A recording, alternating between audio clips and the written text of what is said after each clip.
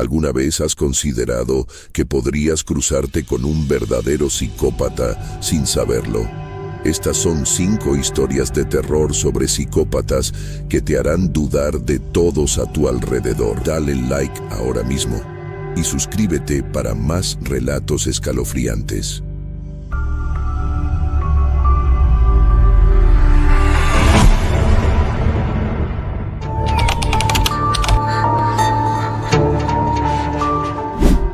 Siempre he pensado que el mayor error que cometí en mi vida fue mudarme a esa maldita casa. Cuando la vi por primera vez, parecía perfecta, grande, luminosa y a un precio ridículamente bajo. No tardé mucho en convencer a mis padres de que era el lugar ideal para comenzar de nuevo después del divorcio.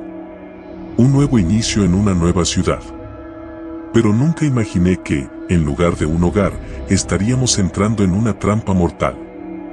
La casa estaba en las afueras de la ciudad, rodeada de árboles altos que se mecían suavemente con el viento. El vecindario era tranquilo, casi desolado. Aún así, había algo reconfortante en esa soledad. Era el tipo de lugar donde nadie te molestaba, donde podías desaparecer si lo deseabas. Y eso era exactamente lo que necesitaba. O al menos, eso creía. El primer día en la casa fue caótico, lleno de cajas y muebles que parecían no tener fin. Mi madre estaba ocupada desempacando y mi padre tratando de instalar la televisión. Yo, por mi parte, decidí explorar. Subí las escaleras hasta mi nueva habitación, un espacio amplio con una gran ventana que daba al jardín trasero. Era perfecta. Pero lo que me llamó la atención no fue la habitación, sino la pequeña puerta al fondo del pasillo, justo frente a mi puerta. No era como las demás puertas de la casa, que eran grandes y de madera maciza. Esta era pequeña, pintada de blanco y con un pomo oxidado que parecía que no había sido tocado en años. La curiosidad me superó y, sin pensarlo, giré el pomo. La puerta se abrió con un chirrido, revelando una escalera que descendía a la oscuridad. Bajé con cautela, sintiendo el aire frío que emanaba desde abajo. Al llegar al final, encontré un pequeño cuarto, apenas iluminado por la luz que entraba desde la escalera. Estaba vacío, salvo por un viejo baúl de madera en una esquina. No era un lugar especial, ni tampoco parecía tener mucho que ofrecer, pero algo en ese baúl me atraía. Me acerqué, sentí la rugosidad de la madera bajo mis dedos y lo abrí. Dentro, había una colección de fotos antiguas, algunas en blanco y negro, otras descoloridas por el tiempo. Pero no eran fotos familiares normales. Eran inquietantes. Había rostros que parecían gritar de terror, personas con miradas vacías, heridas abiertas y cuerpos en posiciones extrañas, casi grotescas. Tragué saliva y cerré el baúl de golpe. Una sensación de incomodidad se instaló en mi pecho. Sentí una presencia, como si algo o alguien estuviera observándome desde las sombras. Subí las escaleras de 2 en 2, cerrando la puerta detrás de mí y tratando de olvidarlo. Pero, por supuesto, no lo logré. Aquella noche, me costó dormir. Mi mente volvía una y otra vez a esas fotos, a esos rostros torturados. ¿Quiénes eran? ¿Qué les había pasado? Intenté convencerme de que eran solo fotos viejas, tal vez parte de una colección macabra de alguien que vivió allí antes. Pero una voz en mi interior me decía que había algo más. Algo oscuro. Pasaron los días, y esa sensación de ser observado no desapareció. Comenzaron a suceder cosas extrañas en la casa. Puertas que se abrían solas, luces que parpadeaban sin razón, susurros en la noche que parecían provenir de las paredes. Mis padres, por supuesto, no notaban nada. Para ellos, todo estaba bien. Yo, en cambio, comenzaba a sentir que la casa me estaba volviendo loco. Una noche, mientras estaba en mi habitación intentando distraerme con un libro, escuché un ruido proveniente del pasillo. Era un sonido suave, como si alguien arrastrara algo pesado. Abrí la puerta y me encontré con la visión más espeluznante que jamás había visto, una sombra, alta y delgada, se movía lentamente hacia la puerta pequeña al final del pasillo. Parpadeé y la sombra desapareció, dejando solo el eco de sus pasos en mi mente. No pude moverme, no pude gritar. Solo pude cerrar la puerta y arrastrarme bajo las sábanas, temblando como una hoja. Los días siguientes fueron un borrón de miedo y paranoia. No podía concentrarme en nada, no podía dormir, no podía hablar de lo que estaba sucediendo. Tenía miedo de que mis padres no me creyeran, o peor, de que pensaran que estaba perdiendo la cabeza. Pero lo peor llegó una noche en la que, mientras intentaba desesperadamente dormir, escuché un grito. Un grito agudo y desgarrador que resonó en toda la casa. Salté de la cama y corrí hacia el pasillo. Mis padres también habían escuchado el grito y estaban de pie en la puerta de su habitación, mirándome con una mezcla de confusión y miedo. ¿Qué fue eso?, preguntó mi madre, su voz temblando. No lo sé, respondí, tratando de controlar el pánico que me consumía. El grito volvió a escucharse, esta vez más fuerte, más cercano. Provenía de la pequeña puerta al final del pasillo. Nos quedamos inmóviles, sin saber qué hacer. Mi padre fue el primero en moverse, dirigiéndose hacia la puerta con pasos vacilantes. Mi madre y yo lo seguimos, aunque yo prefería estar en cualquier otro lugar. Cuando mi padre abrió la puerta, el grito cesó de inmediato, dejando un silencio sepulcral que me heló la sangre. Las escaleras estaban vacías, y el pequeño cuarto al final también, al menos a primera vista. Pero había algo nuevo en el suelo, algo que no estaba allí antes, un rastro de sangre que conducía hacia el baúl. Mi padre, siempre escéptico, intentó explicar la sangre como una fuga de alguna tubería, pero incluso él no pudo ocultar el miedo en sus ojos. Cerramos la puerta y decidimos que revisaríamos el cuarto en la mañana. Pero yo sabía que no dormiría esa noche, no con la imagen de ese rastro de sangre grabada en mi mente. Al día siguiente, mi padre no quiso hablar del asunto, y mi madre pareció seguir su ejemplo. Pero yo no podía dejarlo pasar.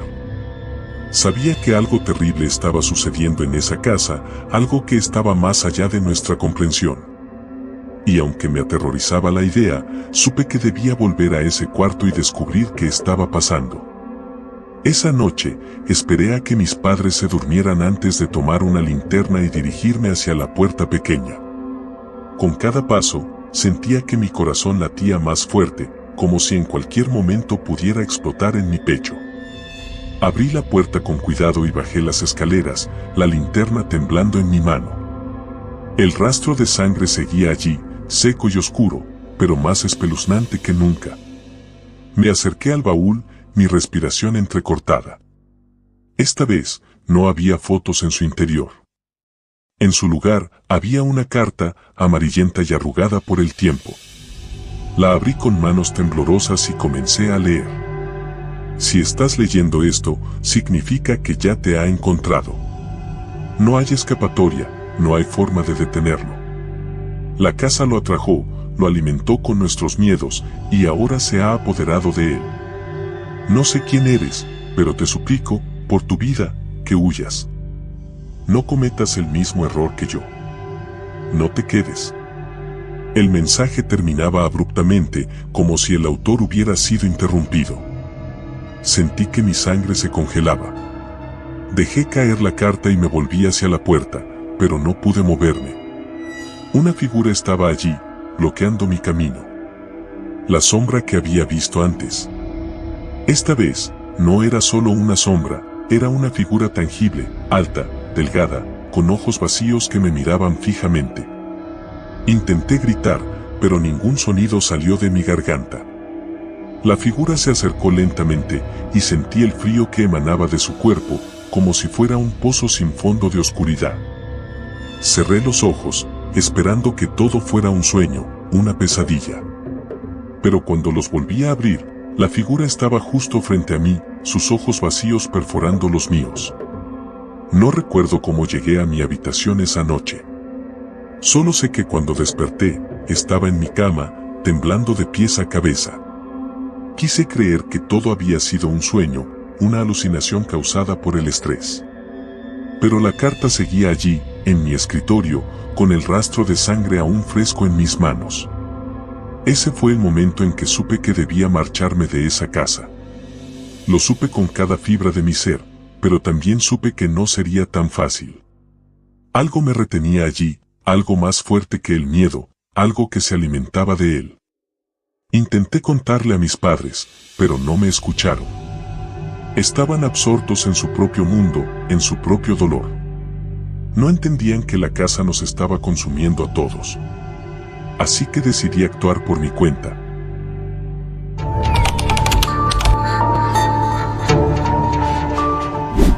Nunca había entendido la obsesión de mi hermano mayor, Lucas, por la tranquilidad. Era un tipo raro, introvertido, siempre buscando lugares donde pudiera aislarse del bullicio de la ciudad. A diferencia de mí, que prefería la vida al máximo, con fiestas, música y amigos, él se refugiaba en el silencio como si fuera su único escape. Esa peculiaridad se intensificó cuando encontramos la casa. Habíamos decidido salir de la ciudad por un tiempo, buscando un cambio de aires. Lucas había encontrado una oferta en internet, una cabaña en las montañas, rodeada de bosques y, según él, perfecta para descansar.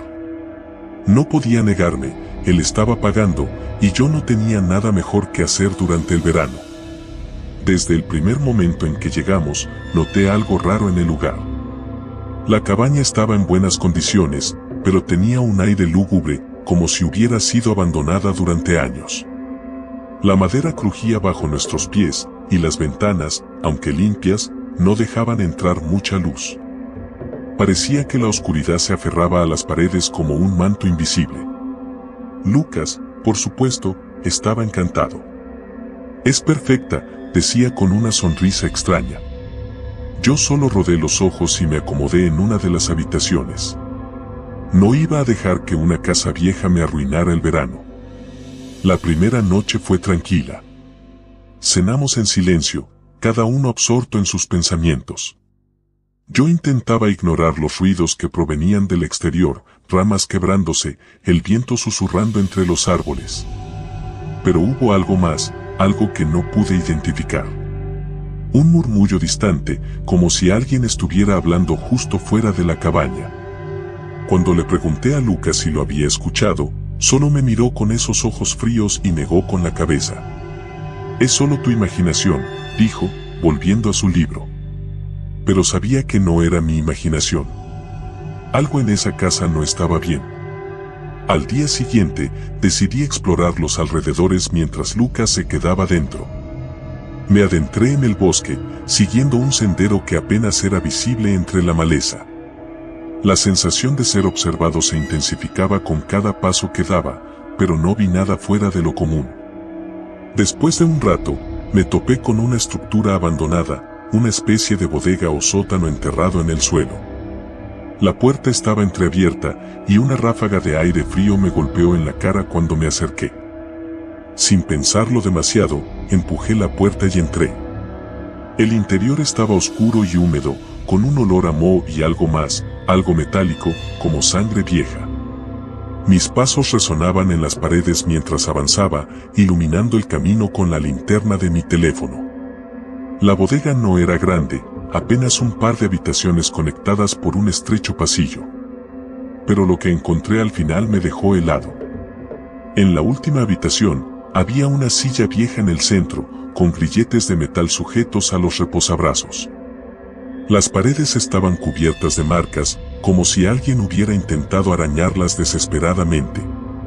Y en el suelo, justo bajo la silla, había una máscara de cuero. No una máscara cualquiera, sino una que cubría todo el rostro, con solo 2 pequeños agujeros para los ojos. El cuero estaba gastado, y algunas manchas oscuras lo cubrían. La recogí, examinándola de cerca, y una sensación de náuseas me invadió. ¿Qué clase de lugar era este? Dejé la máscara donde la encontré y salí de la bodega tan rápido como pude, con el corazón latiendo a 1000 por hora. No tenía ninguna intención de contarle a Lucas lo que había descubierto, sabía que él solo me diría que estaba exagerando. Pero esa noche, el murmullo volvió, más fuerte y más claro. Esta vez, no eran solo voces, sino un susurro, casi como si alguien estuviera intentando comunicarse conmigo. Salí de mi habitación y me dirigí al pasillo, siguiendo el sonido. La casa estaba en completa oscuridad, salvo por una débil luz que provenía de la sala. Me acerqué con cautela, tratando de no hacer ruido, y lo que vi me dejó sin aliento. Lucas estaba sentado en una silla, en el centro de la sala, con la máscara de cuero en las manos. La observaba con una fascinación perturbadora, como si fuera un objeto de culto. Sus labios se movían, pero no emitía sonido alguno. Era como si estuviera hablando con la máscara, como si le estuviera confesando algo. Sentí un escalofrío recorrerme el cuerpo y, antes de que pudiera moverme, Lucas se levantó bruscamente, girando hacia mí. No había rabia en sus ojos, solo una fría calma que nunca antes había visto en él. «Esto es lo que he estado buscando», dijo en voz baja. «Aquí es donde finalmente encontré la paz». Quise gritar, correr, pero mi cuerpo no respondía. Algo en su mirada me paralizó. No era mi hermano el que estaba delante de mí, era otra persona, alguien que no reconocía. Lucas dio un paso hacia mí, levantando la máscara. «No lo entiendes ahora, pero lo harás. Esta máscara es el silencio. Es la liberación de todo lo que nos atormenta». Antes de que pudiera reaccionar, Lucas me empujó contra la pared, sujetándome con una fuerza que nunca creí que tuviera. Intenté zafarme, pero era inútil. La máscara se acercaba a mi rostro, y el miedo me consumía. Era como si una presencia maligna se hubiera apoderado de él, algo que no era humano. «Lucas, por favor», susurré, tratando de razonar con él. Pero su respuesta fue solo un susurro. «Solo el silencio te salvará». Sentí el cuero frío contra mi piel, y todo se volvió negro. Desperté en la oscuridad, con la máscara aún puesta. Intenté quitármela, pero estaba sujeta firmemente a mi cabeza. No podía ver nada, y el aire a mi alrededor era denso, casi irrespirable. Mi corazón latía con fuerza, y cada vez que intentaba gritar, el sonido quedaba atrapado en mi garganta. Estaba atrapado, pero no sabía dónde. Las paredes a mi alrededor eran frías y húmedas, como las de la bodega. Era difícil respirar, y el pánico comenzaba a apoderarse de mí. Intenté moverme, pero mis manos estaban atadas a algo, y mis pies apenas podían tocar el suelo. Entonces, escuché el susurro otra vez. No era un susurro distante, sino uno cercano, como si estuviera justo al lado de mi oído. Eran palabras incomprensibles, susurradas en un tono bajo y gutural, pero una cosa estaba clara, no estaba solo. De repente, algo se movió cerca de mí. No pude verlo, pero sentí su presencia, una sombra que se deslizaba por la habitación. Los susurros aumentaron, volviéndose cada vez más intensos, más desesperados. Intenté luchar, pero mi cuerpo estaba débil y el miedo me tenía paralizado. El aire a mi alrededor se volvió más frío, y una mano áspera y helada rozó mi cuello. Era como si la misma oscuridad me estuviera tocando, tratando de absorberme. El pánico se apoderó de mí, y comencé a tirar de las cuerdas que me ataban, tratando de liberarme. «Por favor, déjame ir», sollocé, pero mi voz fue absorbida por el silencio. La mano se retiró, y por un momento, todo quedó en silencio. Luego, un sonido rompió la oscuridad, la puerta se abrió lentamente, y una luz tenue se filtró en la habitación. Escuché pasos acercándose, y supe que era Lucas. «Es hora de que te liberes», dijo, su voz suave pero cargada de una inquietante calma. Sentí la presión en la cabeza aumentar, como si la máscara se estuviera fusionando con mi piel. Mi respiración se aceleró, y el dolor comenzó a extenderse por todo mi cuerpo. No podía soportarlo más. Entonces, Lucas habló otra vez, su voz más fría que antes. «La máscara te convertirá en uno de nosotros. No puedes escapar». Con cada palabra, sentía que algo dentro de mí se rompía. No era solo mi cuerpo, sino mi mente, mi voluntad. El dolor era insoportable y la oscuridad se volvía cada vez más densa, más opresiva. Finalmente, el dolor cesó. La máscara se había apoderado de mí por completo y ya no podía sentir nada. La oscuridad se tragó mi conciencia y el silencio me envolvió. Cuando desperté de nuevo, estaba en la sala de la cabaña, con la máscara en mis manos. No recordaba cómo había llegado allí, ni cuánto tiempo había pasado. Todo era confuso, como si fuera parte de un sueño. Lucas estaba frente a mí, mirándome con una expresión que mezclaba satisfacción y expectación. «Lo entiendes ahora, ¿verdad?», dijo, inclinándose hacia mí. Asentí, aunque no estaba seguro de que había entendido. Algo había cambiado en mí, algo profundo y oscuro. Sentía que ya no era el mismo, que algo dentro de mí había sido arrancado y reemplazado por un vacío.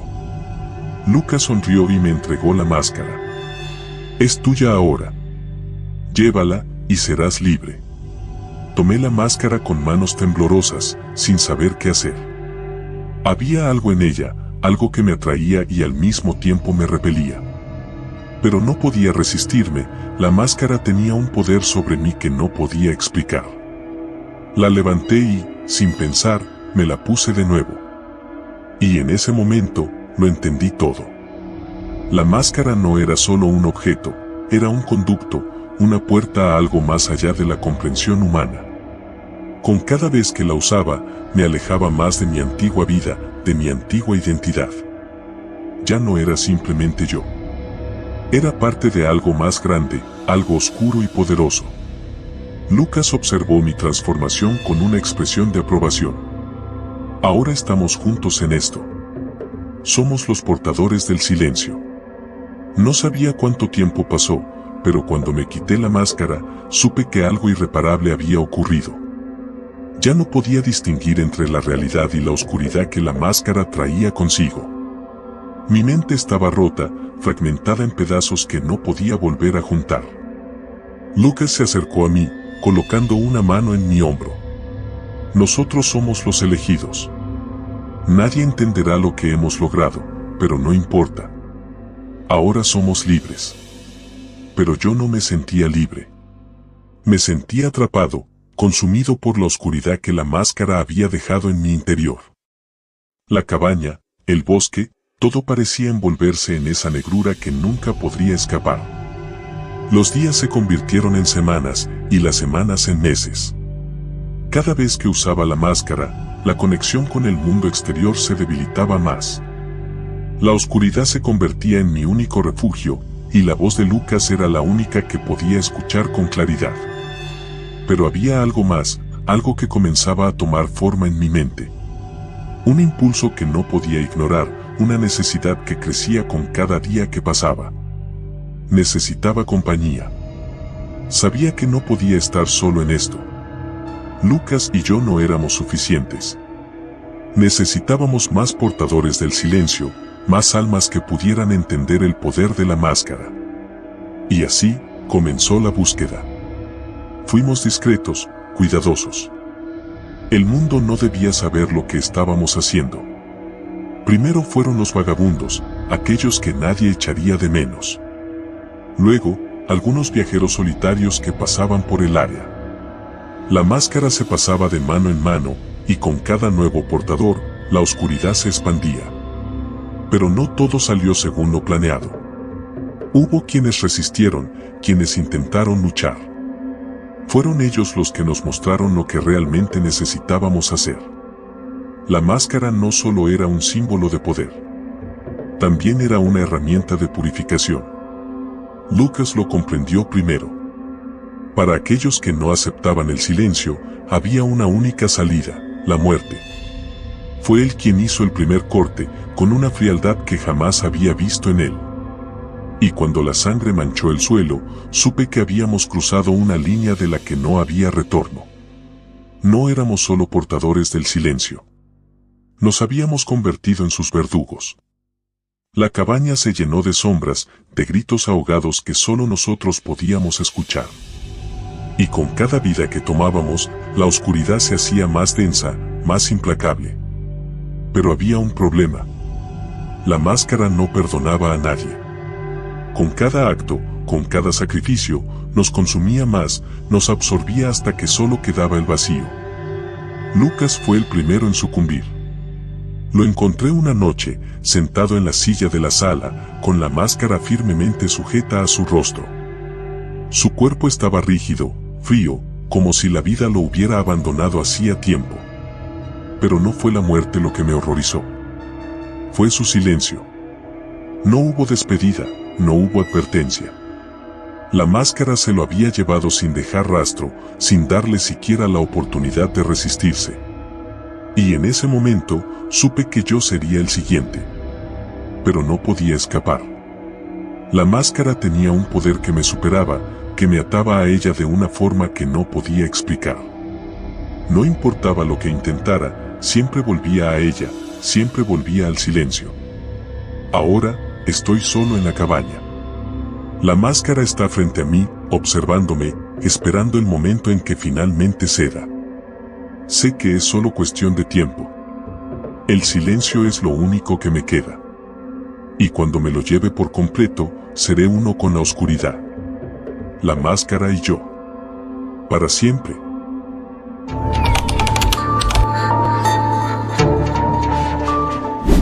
Cada fin de semana había una fiesta en el barrio.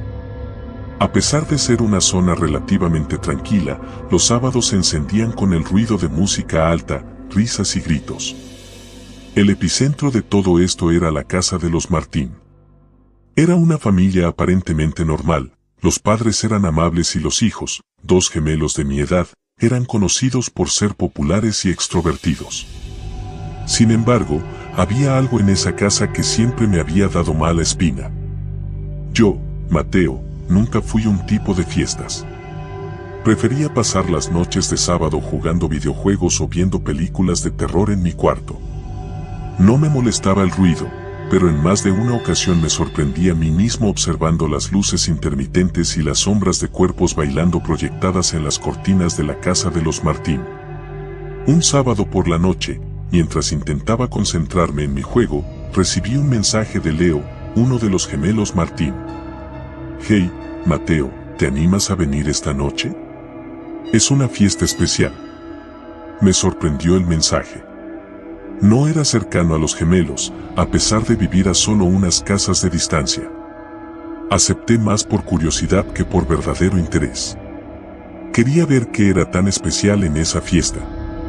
Caminé hacia su casa, notando que el barrio estaba más silencioso de lo habitual. No se oían los típicos ruidos de fiesta, lo que me pareció extraño. Al llegar, la puerta principal estaba entreabierta y la música apenas se escuchaba. Entré y me encontré con un grupo pequeño de personas en la sala, todos conocidos del colegio. La mayoría tenía una expresión que no pude descifrar, algunos estaban demasiado tranquilos, casi sedados, mientras que otros parecían nerviosos, como si algo no estuviera bien. Mateo. Leo apareció de repente a mi lado, con su sonrisa característica, pero algo en sus ojos me puso en alerta. Me alegra que vinieras. Esta noche es especial, como te dije. ¿Qué es lo especial?, pregunté, intentando sonar casual. Ven, te mostraré. Me tomó del brazo y me guió hacia el sótano. No había estado nunca en esa parte de la casa, y la oscuridad y el silencio que envolvían el lugar solo aumentaron mi nerviosismo. El sótano estaba iluminado por una tenue luz roja. Al fondo, había una mesa larga con varias velas encendidas y objetos que no pude identificar a primera vista. Leo me llevó hasta la mesa, donde había un grupo de chicos reunidos, entre ellos su hermano gemelo, Lucas. Esta noche, vamos a jugar un juego diferente, dijo Lucas, con una voz más grave de lo que recordaba. Su tono era casi solemne, como si estuviera por realizar algún tipo de ritual. ¿Qué tipo de juego?, pregunté, sintiendo una presión en el pecho. Un juego de confianza, respondió Leo, mirándome fijamente. Cada uno de nosotros va a confesar algo. Un secreto oscuro, algo que nunca le contaríamos a nadie. Y al final, todos debemos prometer que lo que se diga aquí, se quedará aquí. Sentí un escalofrío recorrer mi espalda. No sé si quiero participar en esto, dije, retrocediendo un paso. Ya estás aquí, dijo Lucas con una sonrisa torcida. No puedes echarte atrás ahora. Antes de que pudiera decir algo, uno de los chicos empezó a hablar, confesando que había robado dinero de su madre para comprar drogas. Otro admitió que había acosado a una chica de la escuela hasta hacerla llorar. Las confesiones se volvieron más y más perturbadoras hasta que llegó el turno de los gemelos. Leo fue el primero en hablar. Una vez, Lucas y yo estábamos jugando en el bosque detrás de nuestra casa. Encontramos a un gato callejero. Lo atrapamos y lo matamos.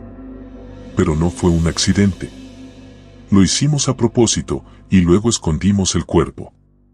Nadie lo supo nunca, hasta ahora.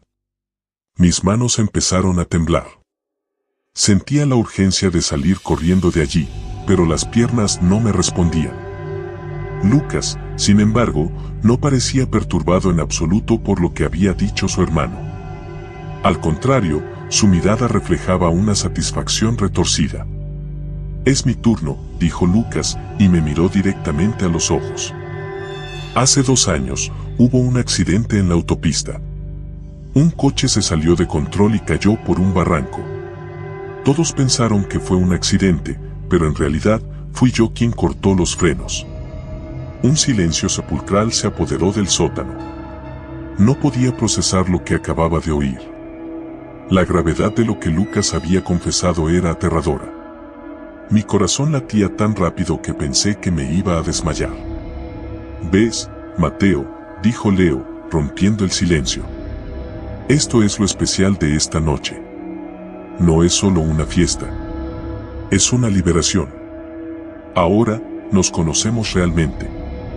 Yo no quiero jugar más, logré decir, luchando por mantener la compostura. Pero aún no has confesado nada, dijo Lucas, acercándose peligrosamente a mí. ¿Cuál es tu secreto oscuro, Mateo? No tengo ninguno, dije, casi suplicando. Lucas rió suavemente. Todos tenemos secretos, Mateo. Y si no quieres confesarlo, nosotros podemos ayudarte a encontrarlo. No sabía cómo reaccionar. Estaba rodeado por chicos que, hasta hace unas horas, consideraba conocidos normales, tal vez un poco traviesos, pero nada fuera de lo común. Ahora me encontraba entre psicópatas que parecían disfrutar de la idea de atormentar a los demás. Déjenme ir, exigí, intentando sonar más firme de lo que me sentía. Pero antes de que pudiera moverme, Leo me empujó hacia la mesa, donde algo que antes no había notado brillaba bajo la luz de las velas. Era un cuchillo. Un cuchillo grande y afilado, manchado con lo que parecía ser sangre seca. Si no quieres confesar, dijo Leo, puedes demostrar tu lealtad de otra forma. Mi mente estaba en estado de pánico. ¿Qué querían que hiciera? ¿Que tomara el cuchillo y los atacara? ¿O que lo usara en mí mismo? No podía procesarlo. No lo entiendes, Mateo. Lucas se inclinó hacia mí, su aliento cálido y apestoso contra mi rostro. Todos aquí hemos cruzado una línea. Ahora es tu turno. Miré a los demás. Ninguno de ellos parecía dispuesto a ayudarme. Sus miradas eran vacías, casi como si ya no quedara humanidad en ellos. No podía seguir allí. No podía convertirme en uno de ellos. Usando toda la fuerza que pude reunir, me zafé del agarre de Leo y corrí hacia la escalera. Sentí sus manos tratando de atraparme, pero logré esquivarlos. El sonido de mis propios pasos resonaba en mis oídos mientras subía corriendo por la escalera y el mundo se convirtió en un borrón de terror. Al llegar al primer piso, me dirigí hacia la puerta de salida, pero estaba cerrada con llave. Mateo. La voz de Leo sonó desde el sótano. No puedes huir de nosotros, esto no ha terminado. Desesperado, busqué alguna otra salida. Las ventanas parecían selladas, pero encontré una puerta trasera que daba al patio. Salí corriendo por ella, sin detenerme a mirar atrás. Corrí hasta que mis piernas no pudieron más, hasta que la casa de los Martín quedó muy atrás. Finalmente, llegué a mi casa y me encerré en mi cuarto. Mi mente seguía en caos, incapaz de entender todo lo que había pasado. ¿Qué iba a hacer? ¿Llamar a la policía? ¿Decirles que había asistido a una fiesta de psicópatas? No tenía pruebas de nada. Todo lo que tenía eran sus palabras y mi miedo. Esa noche no dormí. Cada sonido en la oscuridad me hacía saltar de la cama, esperando que Leo, Lucas o alguno de los otros estuviera ahí, esperando para acabar lo que habían comenzado. Los días pasaron y la pesadilla no terminaba. Empecé a recibir mensajes de texto anónimos, fotos de mí caminando por la calle, imágenes de mi casa. Ellos estaban vigilándome. Sabían todo sobre mí. Una tarde, cuando estaba solo en casa, oí un ruido en la puerta trasera. El miedo me paralizó, pero supe que no podía seguir escondiéndome. Tomé un cuchillo de la cocina y me dirigí hacia la puerta. Mi corazón latía con fuerza mientras abría lentamente, esperando encontrar a Leo o Lucas, tal vez listos para acabar conmigo. Pero no había nadie. Solo un sobre en el suelo, con mi nombre escrito en él. Lo recogí con manos temblorosas y lo abrí. Dentro había una foto. Era de mí, en la fiesta, con el cuchillo en la mano y la mirada de terror en mi rostro. En la parte inferior de la foto había una nota escrita con una caligrafía perfecta. Nos vemos en la próxima fiesta. L y L. Solté la foto, incapaz de respirar. Sabía lo que significaba. Ellos no se detendrían. No hasta que me convirtiera en uno de ellos. No hasta que cruzara la línea. Desde entonces, cada día es una lucha por mantener mi cordura. Cada vez que paso frente a la casa de los Martín, veo las sombras detrás de las cortinas, las luces intermitentes, y sé que están ahí, esperando. Y yo sé que, tarde o temprano, tendré que volver. Porque no importa cuánto huya, no importa cuánto lo niegue, ellos tienen razón en una cosa. Todos tenemos secretos oscuros. Y el mío está a punto de revelarse.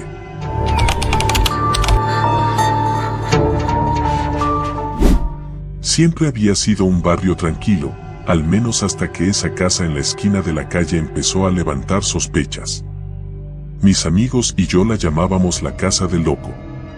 Nadie sabía quién vivía allí, pero se rumoraba que era un tipo solitario, que rara vez salía y, cuando lo hacía, siempre era en horas extrañas, como si evitara a propósito ser visto por alguien.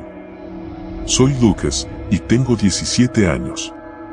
Como muchos adolescentes, la curiosidad siempre me ha metido en problemas, pero esta vez, algo me decía que estaba jugando con fuego.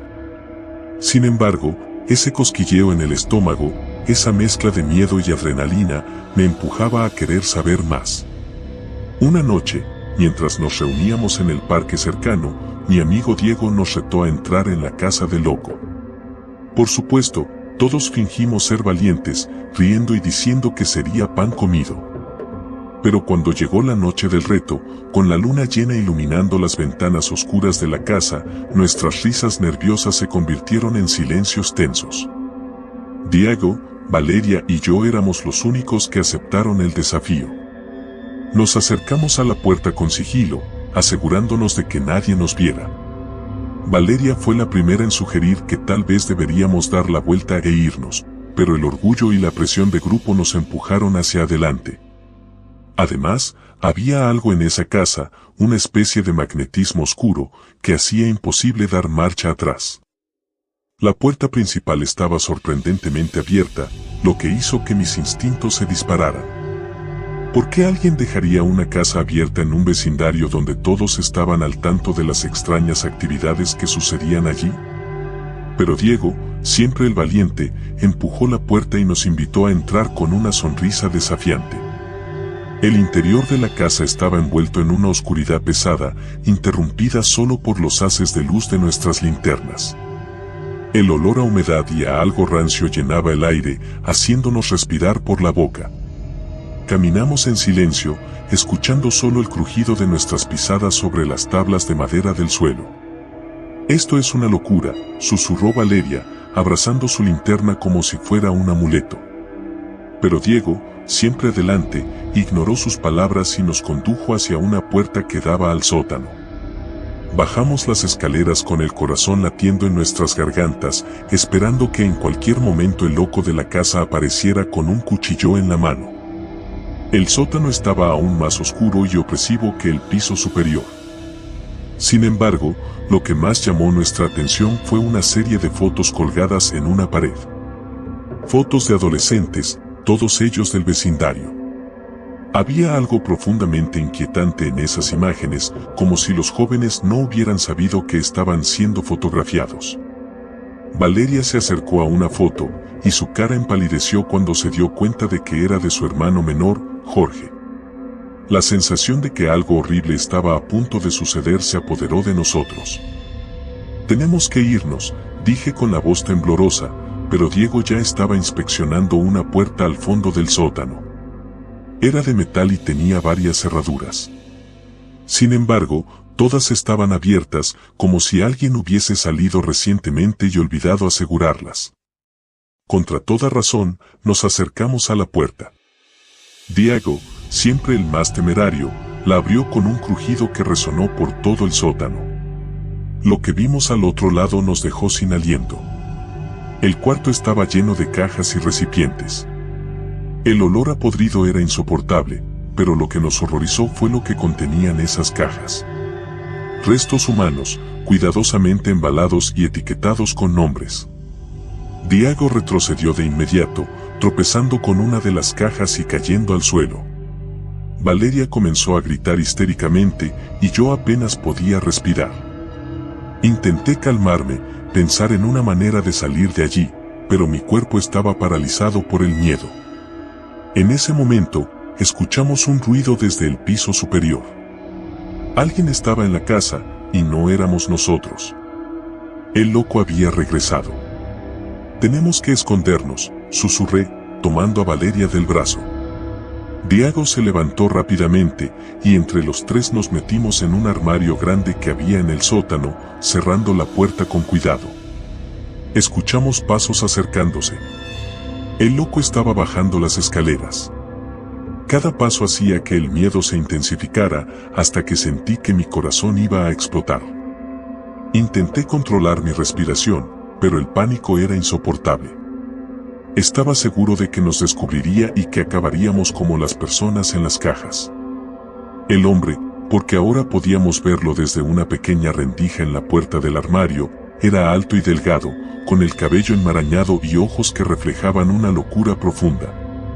Llevaba en la mano un cuchillo ensangrentado, y se movía con una calma que solo hacía que todo fuera más aterrador. Parecía estar buscando algo, o alguien. Abrió una de las cajas y observó su contenido con una sonrisa macabra. Luego, sin previo aviso, se giró hacia nuestro escondite. El miedo se apoderó de mí. Sabía que estaba a punto de abrir la puerta y que no teníamos escapatoria. Sin embargo, justo en ese momento, un ruido en el piso superior llamó su atención. Alguien más había entrado en la casa. Tal vez otro de mis amigos, o quizás un vecino curioso. Fuera quien fuese, su llegada nos dio la oportunidad de escapar. El loco subió rápidamente las escaleras, dejando la puerta del sótano abierta. Sabíamos que esta era nuestra única oportunidad. Salimos del armario y corrimos hacia las escaleras, con Valeria casi en shock y Diego jadeando por el esfuerzo. Pero al llegar al primer piso, escuchamos un grito desgarrador. El hombre había encontrado a la otra persona y, por el sonido, no había sido una reunión amistosa. Sin detenernos, corrimos hacia la puerta principal. La adrenalina nos impulsaba y el miedo nos hacía movernos más rápido de lo que nunca habíamos corrido en nuestras vidas. Pero justo cuando estábamos a punto de salir, la puerta se cerró de golpe. Diego intentó abrir la puerta, pero estaba trabada. Valeria comenzó a llorar, y yo sentí el pánico creciendo en mi pecho. Nos dimos la vuelta para encontrar al loco, de pie en el pasillo, mirándonos con una sonrisa que no olvidaré jamás. Estaba jugando con nosotros, disfrutando del miedo en nuestros rostros. ¿Dónde creen que van?, dijo con una voz que era a la vez suave y amenazante. El juego apenas comienza. Nos dimos cuenta de que no teníamos escapatoria. Estábamos atrapados en su casa, en su terreno. El loco levantó el cuchillo y comenzó a caminar hacia nosotros, lento, como si quisiera alargar nuestra agonía. «¡Corran!», grité, empujando a Valeria y a Diego hacia la cocina. Allí, encontramos otra puerta que daba al patio trasero, pero al intentar abrirla, nos dimos cuenta de que también estaba cerrada con llave. Diego comenzó a buscar desesperadamente una salida, mientras el loco se acercaba cada vez más. Finalmente, encontré un cuchillo en uno de los cajones. Sabía que no tenía muchas posibilidades, pero no podía quedarme sin hacer nada. Diego, lleva a Valeria arriba y trata de encontrar una ventana o algo para salir, les dije, sabiendo que no había tiempo que perder. Diego asintió, y con Valeria de la mano, corrieron hacia las escaleras. Me quedé solo en la cocina, enfrentándome al loco que ahora estaba a solo unos metros de distancia. El loco me miró con una mezcla de burla y desprecio. «¿Crees que un simple cuchillo te salvará?», dijo, levantando su arma para mostrarme la diferencia en tamaño. Pero no me importaba. Sabía que no tenía ninguna posibilidad, pero al menos intentaría darle a Diego y a Valeria el tiempo suficiente para escapar. Avancé hacia él, tratando de atacar primero, pero era más rápido de lo que parecía. Esquivó mi ataque con facilidad y me lanzó contra la pared. El impacto me dejó sin aliento, y solté el cuchillo. Estaba acabado. Sin embargo, justo cuando pensé que todo había terminado, escuché un fuerte golpe proveniente del piso superior. Diego y Valeria debían haber encontrado una ventana y estaban intentando escapar. El loco, frustrado, me dio una patada en el estómago antes de correr hacia las escaleras. Con dificultad, me levanté y corrí tras él. No podía dejarlos solos. Al llegar arriba, vi que Diego había logrado romper una ventana, pero Valeria estaba atrapada, incapaz de salir por su miedo paralizante. El loco ya estaba casi sobre ellos. Sin pensarlo, me lancé sobre el loco, intentando detenerlo antes de que pudiera hacerles daño. El impacto nos hizo caer al suelo, y el cuchillo del loco se deslizó fuera de su alcance. Grité a Diego que sacara a Valeria, y él, con la fuerza que solo el miedo y el amor pueden dar, logró arrastrarla por la ventana y empujarla hacia el tejado. El loco, furioso, me golpeó con una fuerza increíble, dejándome aturdido. Sabía que esta vez no había escapatoria. Pero justo cuando el loco levantaba un nuevo cuchillo que había sacado de su cinturón, escuchamos sirenas a lo lejos. El loco se detuvo, escuchando el sonido que significaba su fin. Alguien había llamado a la policía, probablemente atraídos por los gritos y el ruido. Con una última mirada de odio, el loco corrió hacia la puerta trasera y desapareció en la oscuridad. Diego y Valeria regresaron a la casa, preocupados por mí. Me ayudaron a levantarme, y juntos esperamos a que la policía llegara.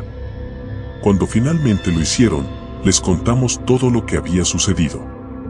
Los oficiales nos aseguraron que harían todo lo posible por capturar al loco, pero sabíamos que eso no nos devolvería la tranquilidad que habíamos perdido. La casa fue sellada, y durante semanas, los noticieros estuvieron llenos de historias sobre las víctimas que habían encontrado en las cajas. Pasaron meses antes de que pudiera dormir bien. Cada vez que cerraba los ojos, veía la cara del loco, sentía su presencia, su risa. Aunque la policía nunca lo capturó, sabíamos que seguía por ahí, en algún lugar, acechando a su próxima víctima. Diego, Valeria y yo nunca volvimos a ser los mismos. El miedo nos cambió, nos hizo ver el mundo con otros ojos. Aprendimos de la manera más difícil que la curiosidad puede ser mortal y que hay oscuridades en este mundo que es mejor no explorar. Y aunque la casa del loco fue demolida y el vecindario intentó olvidar lo sucedido, para nosotros, ese miedo nunca se fue. Sabemos que él sigue ahí, en la sombra, esperando, observando. Y que tal vez, algún día, regrese para terminar lo que empezó.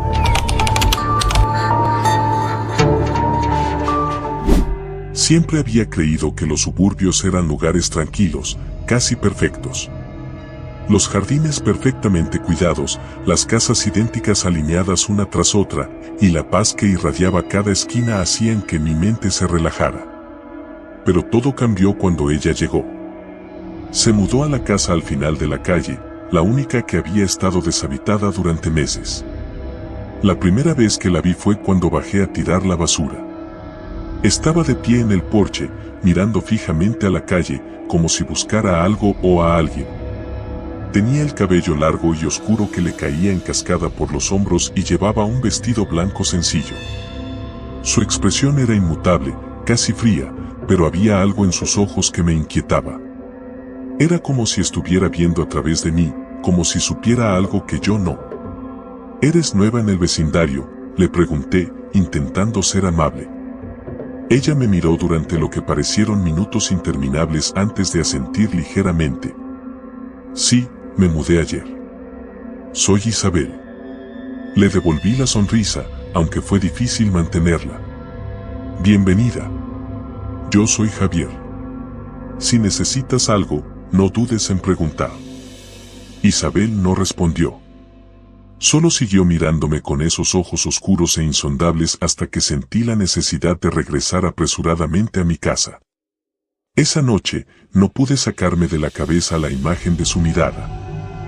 Con el paso de los días, la presencia de Isabel comenzó a hacerse más notoria. La veía cada vez más seguido, siempre en situaciones extrañas. Una vez, la encontré parada frente a mi casa en medio de la noche, mirando fijamente mi ventana. Cuando salí a ver qué hacía, simplemente se giró y regresó a su casa sin decir una palabra. Otra vez, la vi en el parque del vecindario, sentada en un banco, mirando a los niños jugar. Pero no era una mirada de ternura o nostalgia, sino más bien de una fría observación, como un depredador acechando a su presa. Mis amigos empezaron a notar mi incomodidad con Isabel. Un sábado por la noche, mientras tomábamos unas cervezas en mi casa, les conté lo que había estado experimentando. No es normal, tío, dijo Pedro, mi mejor amigo.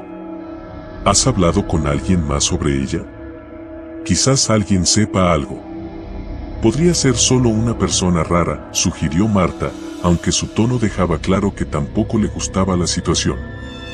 No lo sé, respondí, sintiendo un nudo en el estómago. Hay algo en ella que no me cuadra. No sé cómo explicarlo, pero cada vez que la veo, siento un frío en la espalda. Todos se quedaron en silencio, intercambiando miradas de preocupación. Decidimos investigar más sobre Isabel, aunque no sabíamos exactamente cómo. La siguiente semana, algo mucho más perturbador sucedió. Estaba en mi cuarto, preparándome para dormir, cuando algo llamó mi atención en el espejo del baño. Estaba a punto de apagar las luces cuando vi una figura detrás de mí en el reflejo. Mi corazón se detuvo por un momento. La figura era inconfundible, era Isabel, de pie justo detrás de mí. Me giré de inmediato, pero no había nadie. El baño estaba vacío. Respiré profundamente, intentando calmarme. «Estás cansado, Javier», me dije en voz alta. «Solo fue tu imaginación». Sin embargo, cuando volví a mirar el espejo, el frío recorrió mi cuerpo. Isabel seguía allí, mirándome desde el reflejo, con esa misma expresión inmutable y esos ojos que parecían traspasar mi alma. Sentí que no podía moverme, como si estuviera congelado en el lugar. Finalmente, reuní suficiente coraje para cerrar los ojos y, cuando los abrí nuevamente, Isabel había desaparecido. Pero el miedo que sentí en ese momento se quedó conmigo durante el resto de la noche. No pude dormir. Cada vez que cerraba los ojos, veía su rostro. Decidí que ya no podía seguir ignorando lo que estaba pasando. Fui a la biblioteca local para buscar información sobre la casa donde Isabel vivía. Lo que descubrí fue más aterrador de lo que jamás hubiera imaginado. Hace 20 años, en esa misma casa, vivía una joven pareja. La mujer, cuyo nombre también era Isabel, había sido encontrada muerta en extrañas circunstancias. Su esposo había desaparecido sin dejar rastro y el caso nunca se resolvió. Había rumores de que Isabel había sido asesinada, pero nunca se encontraron pruebas concluyentes. Mi corazón latía con fuerza mientras leía los recortes de periódico. ¿Podría ser posible que la Isabel que vivía en la casa ahora fuera un fantasma? O tal vez algo mucho peor. Decidí ir a hablar con la anciana del barrio, la señora Rosalía, que había vivido en el vecindario desde siempre. Quizás ella sabría algo más. Cuando le conté sobre Isabel, la señora Rosalía palideció. Ella no es lo que parece, susurró. Hace años, cuando ocurrió la tragedia, todos pensábamos que el marido de Isabel había sido el responsable.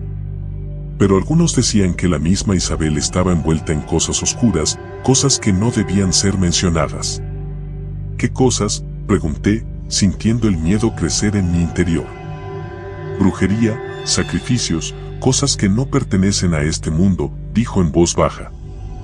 Dicen que Isabel nunca murió realmente, que hizo un pacto con algo.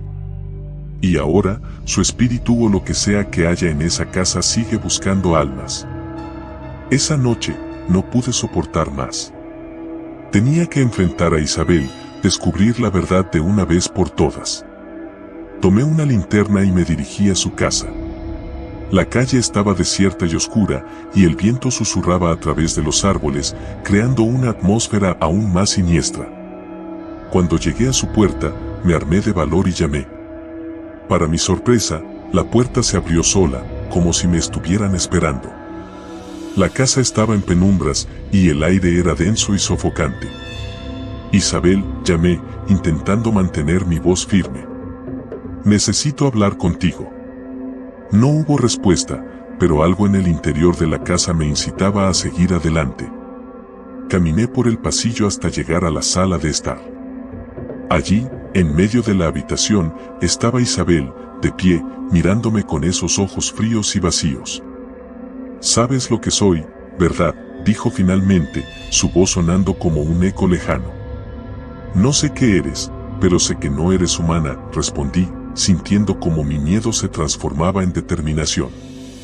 «Soy el reflejo de un pacto», dijo ella, dando un paso hacia mí. Un pacto que nunca debía ser. Pero ahora es demasiado tarde. Mi alma está atrapada en este lugar, y la única forma de liberarla es a través del sufrimiento de otros. Retrocedí, dándome cuenta de lo que ella implicaba. «No dejaré que te lleves a nadie más». Isabel sonrió, una sonrisa que no llegó a sus ojos. «No puedes detenerme. Esto ya está decidido». En ese momento, escuché un sonido proveniente de las sombras. Al girar la cabeza, vi una figura encapuchada salir de la oscuridad. Era el esposo de Isabel, o al menos lo que quedaba de él. Su rostro estaba deformado, como si hubiera sido corroído por algo oscuro y maligno. Se acercaba lentamente, sus ojos brillando con una malevolencia que me heló la sangre. «Vienen por ti», susurró Isabel, dando otro paso hacia mí. Sentí que mis fuerzas me abandonaban. Todo lo que quería era huir, pero mis pies estaban pegados al suelo, mi cuerpo paralizado por el terror. Justo cuando creí que todo estaba perdido, una ráfaga de aire frío llenó la habitación. La figura del esposo de Isabel se detuvo y un grito gutural emanó de su boca. Fue como si algo invisible lo estuviera desgarrando. En un abrir y cerrar de ojos, tanto él como Isabel desaparecieron, dejando solo un silencio mortal en la habitación. Me derrumbé en el suelo, incapaz de comprender lo que acababa de suceder. Sabía que había sobrevivido, pero algo dentro de mí se había roto. La experiencia me había dejado marcado, y supe que nunca podría borrar esos ojos fríos de mi memoria. Pasaron semanas antes de que pudiera volver a la normalidad, o al menos a lo más cercano a la normalidad que podía permitirme después de lo que viví. La casa de Isabel fue vendida nuevamente, y esta vez los nuevos propietarios no parecían tener ningún problema. Nadie más en el vecindario mencionó a Isabel, como si su presencia nunca hubiera existido. pero yo sabía la verdad. Sabía que las sombras de lo que había sucedido seguían allí, escondidas en algún lugar profundo. Y cada vez que me miraba en el espejo, no podía evitar sentir que algo me observaba desde el otro lado, esperando el momento adecuado para volver. Isabel no era solo una vecina. Era el reflejo de lo que puede suceder cuando los límites entre este mundo y el otro se desdibujan. Y aunque ahora todo parecía haber terminado, una parte de mí siempre estaría vigilante, esperando que la oscuridad regresara. Porque, después de todo, ¿quién puede estar seguro de que lo que vemos en el espejo es realmente nuestro reflejo?